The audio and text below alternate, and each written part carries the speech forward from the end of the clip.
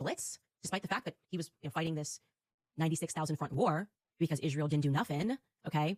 He was doing a ton of podcasts in America. He went on to Patrick Bet-David's podcast. He went on to Brendan Tatum's podcast. He went on to the Nelk Boys podcast. Anybody find it weird he didn't do Charlie Kirk's show? Homie very quickly told us that Charlie was penning love letters to him in May. I just love you so much. It's amazing. They were so close. The boys just hits him up like, hey, I know we're fighting this 97,000 front war because we're always the victims, but do you want to just come and maybe stay at my place for the weekend here in Israel? Like, that's the vibe that Bibi was rushing to present to the media. So why didn't you do Charlie Kirk's show? I'll leave it as a question for you guys. Common sense, okay? I don't like small lies. And remember, Bibi started this. I am responding to his shameless misrepresentation of what Charlie was going through and what Charlie was saying. Because, and I want to be clear, to me right now, it feels, and I'm using a corporate term here, a bit like a hostile takeover, okay? Charlie builds the company organically on the basis of Charlie and Charlie's honest ideas.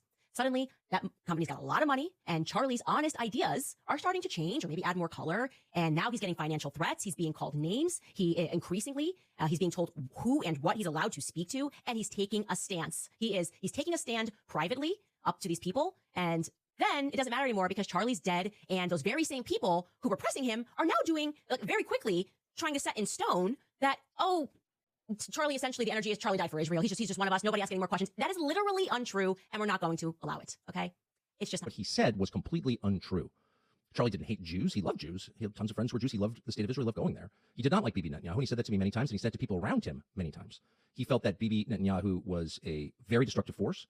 He was appalled by what was happening in Gaza.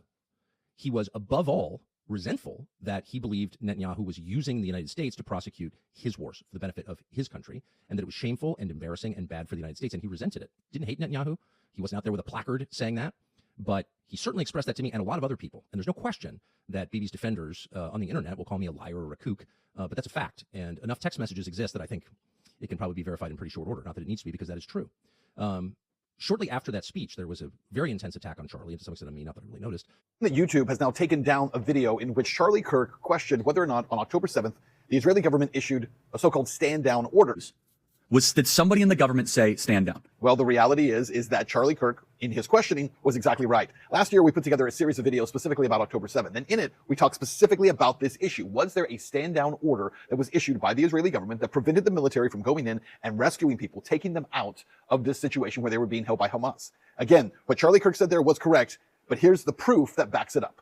And once the Hamas attacks began, the time it took the Israeli army and rescue teams to arrive, fight, and rescue Israelis at the different kibbutz communities and sites being attacked, well, that ranged anywhere from 4 hours to more than 20 hours. Even the New York Times has reported, quote, thousands of soldiers were less than 40 minutes from the towns that were under attack.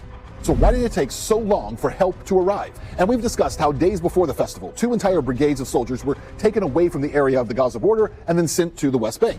And you might think that immediately upon receiving information of a devastating attack on partygoers, military authorities would alert units to immediately exit their bases, race to the side of the conflict, and go on the counterattack, right? But that's not what happened. Haaretz reported, quote, at 7 a.m., the party organizer called Lieutenant Colonel Elad Zandani, the man tasked with approving the festival, and told him that terrorists were shooting the partygoers. He suggested that they fend for themselves. The first IDF forces arrived at the party scene at 3 p.m. That's 8 hours for a response time for one of the most efficient, capable, and well-militarized security forces in the world, operating in a country the size of New Jersey, with their Gaza division only a few miles away. What makes it even more strange, around 4 hours into the Hamas assault at 10:46 a.m., Israel was already launching operations and bombing targets inside of Gaza. So hold on, let that sink in.